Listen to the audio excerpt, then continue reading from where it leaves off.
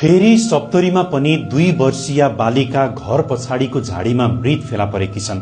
बाराकी 3 वर्षीय बालिका गरिमा चौधरीको घटना सेलाउन नपाउँदै सप्तरीमा पनि यस्तो दुखद घटना घटेको हो। सप्तरीको शम्भुनाथ नगरपालिका 3 ट्राफिक चौक निवासी मोहम्मद इरफानकी 2 वर्षीय छोरी खुशी खातुन आइतबार बिहानदेखि हराएकी थिइन्। परिवारका अनुसार खुशी बिहान घर आँगनमा खेलिरहेकी थिइन्। बिहान 10:30 बजेतिर उनी एक्कासी हराएपछि परिवारले खोजी शुरू गरेको थियो। बालिका हराएको जानकारी पाएपछि प्रहरी टोली पनि घटनास्थलमा पुगेको थियो। प्रहरीले परिवार तथा स्थानीयको सहयोगमा बालिकाको खोजी गर्दा घर पछाडिको झाडीमा खुशी मृत अवस्थामा फेला परेकी हुन्। बालिकाको मृत्यु कसरी भयो भन्ने कुरा अहिलेसम्म खुल्न सकेको छैन। घटनाको कारण पत्ता लगाउन प्रहरीले विभिन्न कोणबाट अनुसन्धान गरिरहेको जनाएको छ।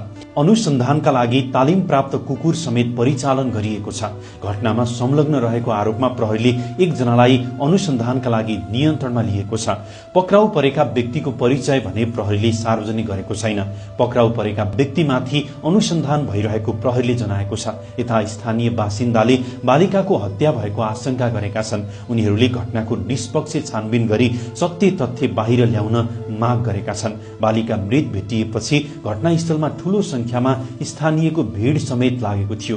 प्रहरीले घटनाको अनुसन्धान अघि बढाइरहेको र अनुसन्धानपछि मात्रै बालिकाको मृत्युको वास्तविक कारण खुल्ने जनाएको छ। पछिल्लो समय बालबालिका सम्बन्धी यस्ता घटनाहरू देखिन थालेपछि स्थानीयमा चिन्ता र त्रास बढेको छ।